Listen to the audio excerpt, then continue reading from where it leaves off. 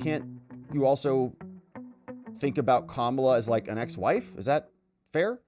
Frank, do you think there's anything that could take Kamala Harris down off of this high? Because my experience covering campaigns, every campaign has tough moments, right? They all do. It's inevitable. And the question is, how do you handle them when they come? This is a campaign that's had to pull together really quickly. They haven't faced something like that before. But that said, it is such a compressed time period. Do you see it coming back down to earth? And if so, how? It's going to be in the debate September 10th. It's going to be the debate heard around the world.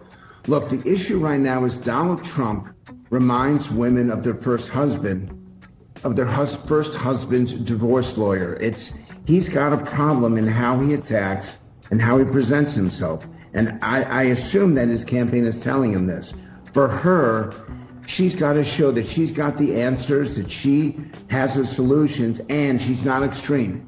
This is the one thing I hear in my focus groups, a real concern that her politics, she's from California, she did not even make it to the very first caucus. She participated in the debates and did not do well. So voters are asking themselves, what's behind the aura? What's behind the persona? Nothing. They like the persona, they don't know the details, and the next 80 days, that's exactly what you'll have to provide. Are they centrist? Are they mainstream? Or are they extreme? That's your challenge. Yeah. All right, so there's more and more stories that are percolating out there that the gender gap in this election is just going to be monstrous. It's going to be so big, and it is looking like that is a good assessment. Nancy Mace was getting into it. She was over on with CNN. There's a battle over Kamala's name, Kamala, Camilla, whatever. Kamala Obama.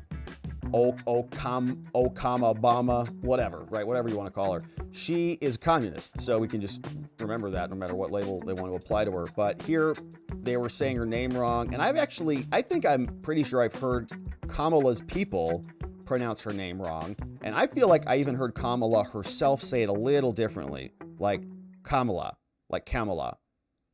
not Kamala, right? You have to say it with the appropriate emphasis on the syllable. So it's a big, complicated thing. Politics does get personal.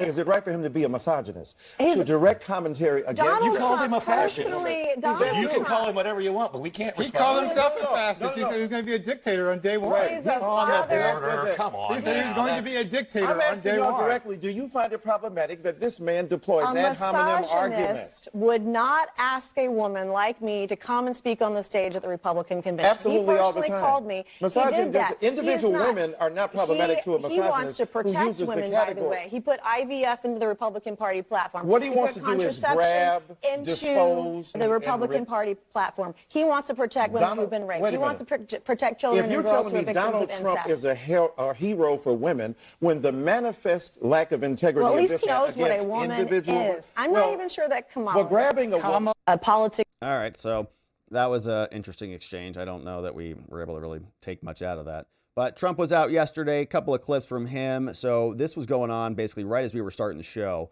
And this, I think, is an interesting point. They're like, can you please let up on Kamala? Just be nice to her. Stop attacking her. What are you talking about? Not going to be doing that. Many of your allies who want you to win in November say your current strategy isn't working, that you need to stop with the personal attacks on Kamala Harris and deliver a more disciplined message. Do you agree? And also, you added more people to your campaign today. Yeah. Is that a sign of a shifting strategy? No, I think it's a sign of we want to close it out. We have great people. Susie is fantastic, and Chris is fantastic. They're leading it. Corey Lewandowski's coming in. He'll be personal envoy, or he'll be at some level. They're doing a great job. Look, we've taken, with all of the abuse we've taken from the fake news media, all of this horrific abuse we take, and all I want to do is make the country good. All I want to do is have strong borders and good education. We want to have choice for education. So important, so many different things. You would think it would be the other way. We rebuilt the military. We did so many great things. But that's the way it's been for Republicans, and I guess more so for me than anybody in history, and that's okay, because we're leading in the polls. For the most part, we're leading in the polls. We were leading Biden by a lot